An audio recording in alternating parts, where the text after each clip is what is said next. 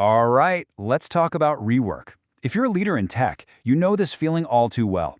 It's that constant, nagging frustration that just grinds your team down.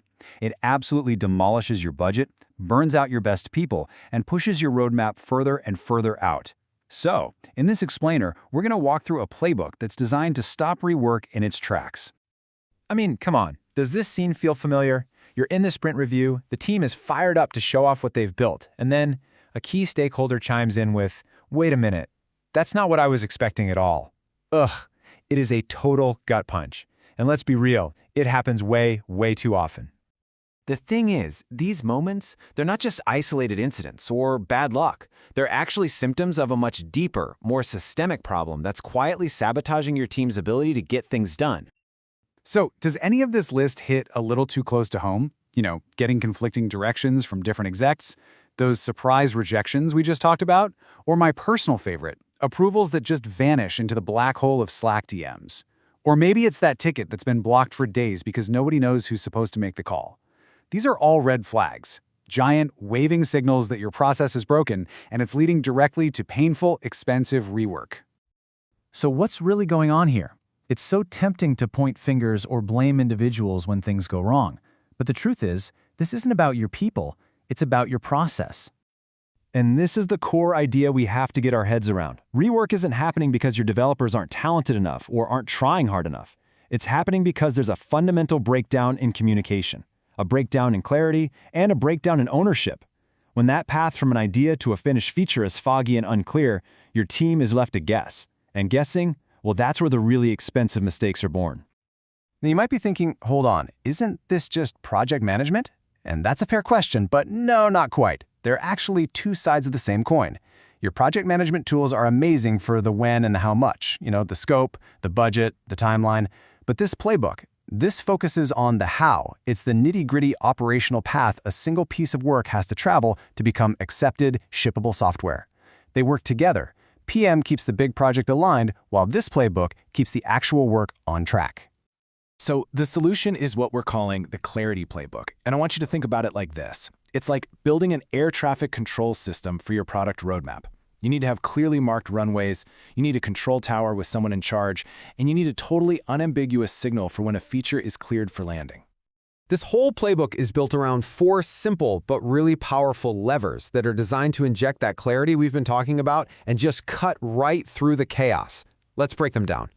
Lever number 1 is the stakeholder map. Its entire purpose is to just eliminate that constant time-wasting confusion about who actually gets to make the final call.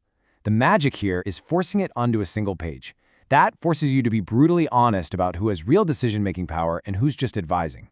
So for example, the sponsor gets the final go, no-go on the big picture, but it's the product owner who accepts or rejects the day-to-day work. This one simple document can end so many guessing games overnight.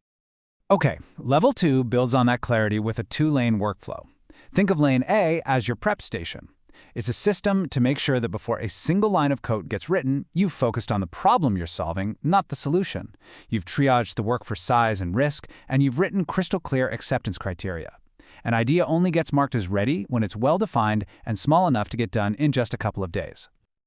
And then you have lane B, which is the path to done. Now, listen up because step 3 here is everything. The product owner has to explicitly accept or reject the work based on the criteria that were defined back in lane A. This is not a vague thumbs up in a chat channel. This is a formal decision. Once it's accepted, then you can update things like release notes and runbooks, and the work is officially, verifiably complete. Which brings us right to lever 3, making those acceptance signals absolutely impossible to miss. We're talking about a big visual check mark on the ticket. We're talking about a comment that creates an audit trail, accepted by Jane on October 26th. And this is a big one. No more silent approvals. If the person who is supposed to approve the work isn't in the review meeting, you don't just move on, you reschedule. This creates a culture of accountability and a clear, undeniable record of what was approved by whom and when. And the final lever is the weekly decision forum. Let's be super clear about this. This is not another boring status meeting.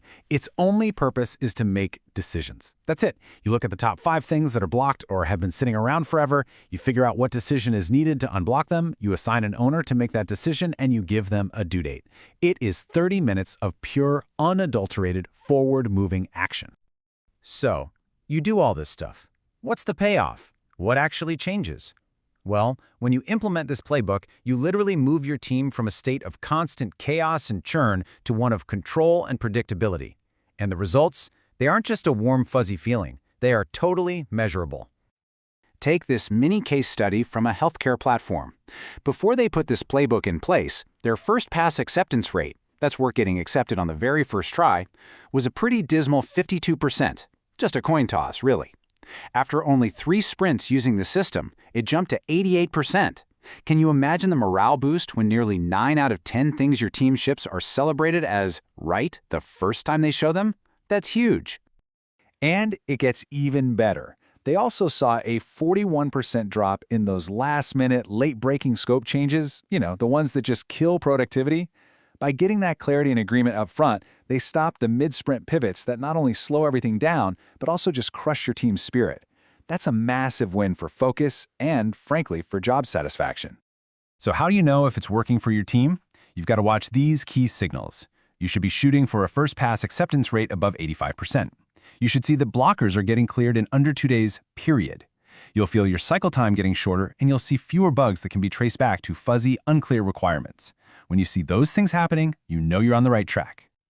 The best part about this whole system is you don't need a massive 6-month reorganization to get going. You can start making some really high-impact changes, like today. Here are 4 things you can do the minute this is over. 1. Draft and publish that one-page stakeholder map. 2. Add a formal acceptance step to your review checklist. Who accepts it and on what date? 3. Define what ready and accepted actually mean with explicit exit criteria. And 4. Put that 30-minute decision form on the calendar for next week. I promise you these small changes will have an absolutely outsized impact.